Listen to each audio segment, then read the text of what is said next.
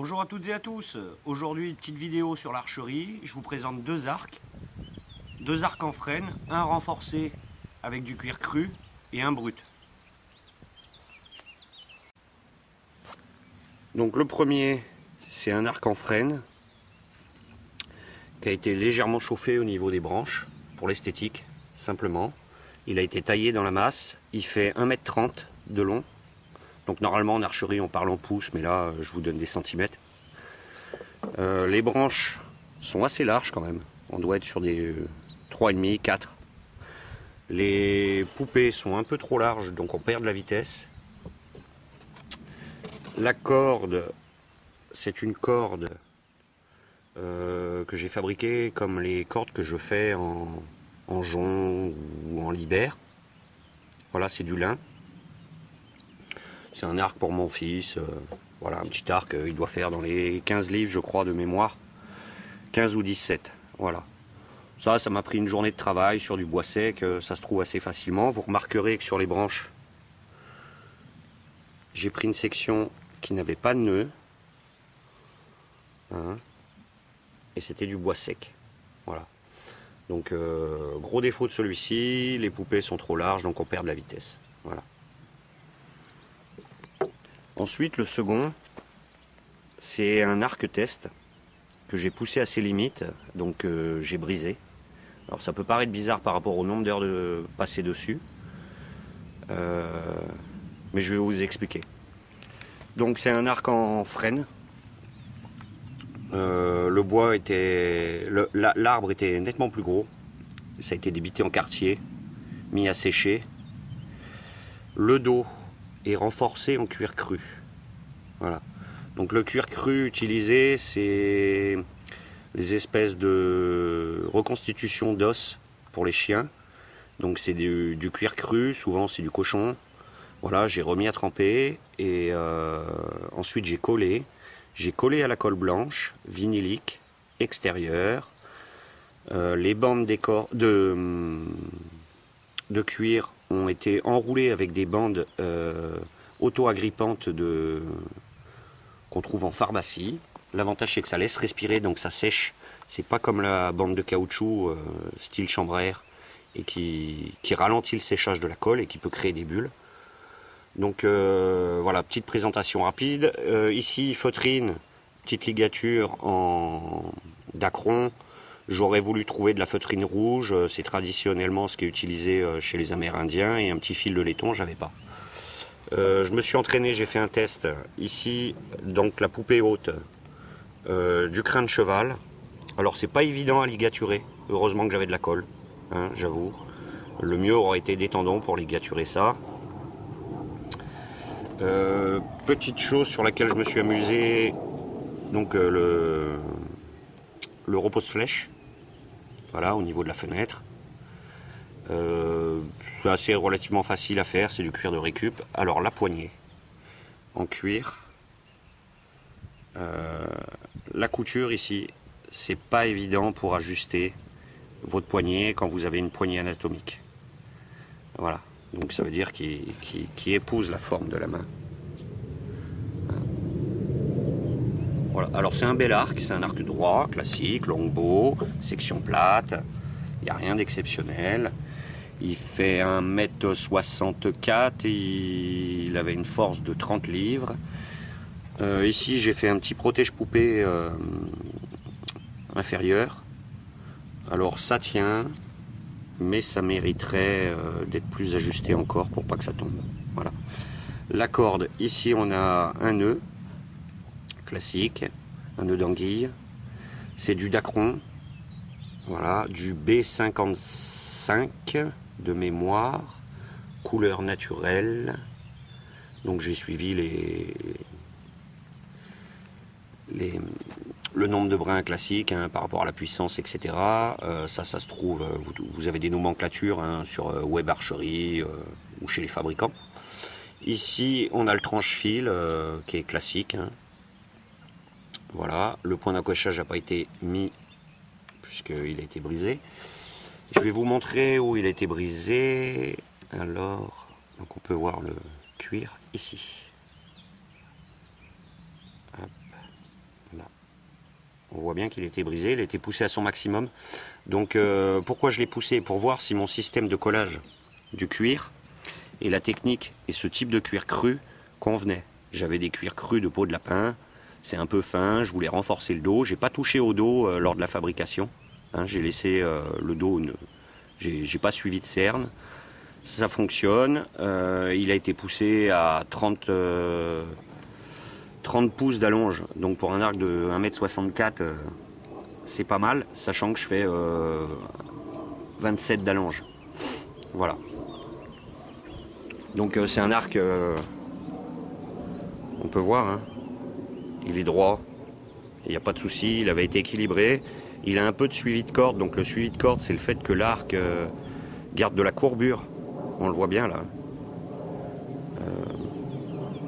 Donc ça c'est typique du frêne. Sur de l'érable ça aurait été moins marqué, sur du robinier moins marqué. Le prochain sera en cornouiller, sûrement renforcé. Donc ce cuir va très bien pour renforcer. Ça peut être peint hein, avec des ocres, etc. Ça peut être verni. Cette technique, je vais essayer de la pousser un peu plus cette année. Voilà. Je sais qu'on peut renforcer le dos d'un arc avec de l'écorce de bonne qualité. J'ai vu une vidéo, je crois, d'un Russe qui fait ça avec du cerisier. Et même avec du bouleau. Donc voilà. Petite vidéo, je voulais vous le présenter.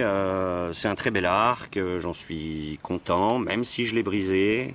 J'ai appris beaucoup de choses. J'ai appris à former une poignée anatomique, j'ai appris à coller mon cuir, à faire ces poignées en cuir, c'est pas si évident que ça pour avoir quelque chose de propre, à bien ajuster la fenêtre, surtout la partie qui repose sur la flèche pour avoir juste un point de contact et qu'on n'ait pas une flèche qui flotte, voilà, et qu'on ait un point de contact sur cette courbe-là, mais un point de contact sur cette courbe-là aussi.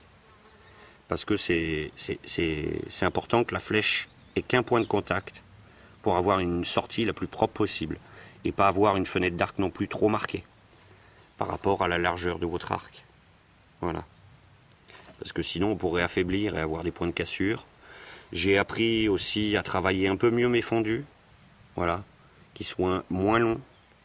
Hein, un fondu trop long va rigidifier le milieu de votre branche. Une poupée trop large, par exemple, hop là, il y a un peu de sur. Une poupée trop large va vous faire perdre de la vitesse. Une poupée trop fine va vous en faire gagner, mais elle risque de casser. Donc il faudrait renforcer ici avec une plaque de corne, par exemple, ou d'os, ou d'un bois plus dur, du noyer, du chêne. Donc voilà, c'est des petits essais, c'est un arc essai. On en fera, je vous montrerai ça. En ce moment je suis pas mal occupé donc j'ai pas trop le temps. Voilà, celui-ci est pas mal aussi. Je pense que je vais reprendre les poupées. Alors pour vous donner une idée, alors hop, là on a la poupée et ici on a une autre poupée. Donc on peut voir quand même qu'il y a une différence. Voilà. Bon, la petite corde hein, classique. Voilà. Ajuster aussi les boucles par rapport à vos poupées. Ça c'est pas évident. Voilà, c'est des petites choses. On apprend des trucs. Voilà. Donc ce qu'on peut voir avec cet essai, et c'est satisfaisant, c'est pour ça que j'ai voulu le pousser au maximum. Donc ce qu'on appelle le surallongé, c'est que c'est le bois qui a craqué. Je sais pas si on va le voir. C'est le bois qui s'est ouvert, donc les fibres qui se sont séparées. Et pas mon backing. Donc le backing, c'est le renfort du dos qu'on va mettre, qui peut être en synthétique et qui peut être aussi du cuir, qui peut être de l'écorce de bouleau, l'écorce de merisier. Ça peut être du tendon, ça peut être de la ficelle de lin, ça peut être une fine tranche de bambou, par exemple. Donc voilà, plutôt satisfait, c'est positif. Donc ma technique de collage, c'était le gros point noir quand j'ai essayé cette technique. Est-ce que la colle allait fonctionner? Est-ce que je n'allais pas avoir des bulles sur mon backing? C'est pas du tout le cas. On peut voir, hein, c'est relativement propre. On a une jonction hein, ici au niveau des petits trucs en feutre. Hein. Donc c'est à plat joint, la jonction. Ça se superpose à peine. Hein. On doit être vraiment pas grand chose. Hein. Voilà. La finition de l'arc, c'est une finition huile de lin cirée. Voilà. Donc j'ai fait plusieurs tests sur cet arc, c'est plutôt positif. De toute façon, les premiers arcs que vous faites, c'était pas le premier, j'en avais fait déjà 4 ou 5 depuis que je suis sur cette planète, on va dire. Mais c'est vos premiers arcs, quand vous y remettez, souvent ils cassent. Donc pas hésiter à faire des tests. Alors pas multiplier 10 000 techniques non plus. Hein. Si j'avais fait un backing plus chauffer le bout des branches là-bas pour les recourber, ça aurait fait beaucoup. D'ailleurs, il faut les chauffer avant de mettre le backing. Donc là, j'ai testé ma technique de backing. Des arcs recourbés, j'en ai fait pour mes gamins. Ça fonctionne à la chaleur. Ce qu'on appelle la chaleur sèche. Hein. Donc c'est-à-dire qu'on va recourber juste le bout des branches parce que... Je vais dézoomer. Voilà. Recourber juste le bout des branches parce que ça va nous permettre de gagner en vitesse. Pas en puissance. Pas forcément en puissance, tout ça c'est théorique aussi, mais en règle générale on va gagner en vitesse.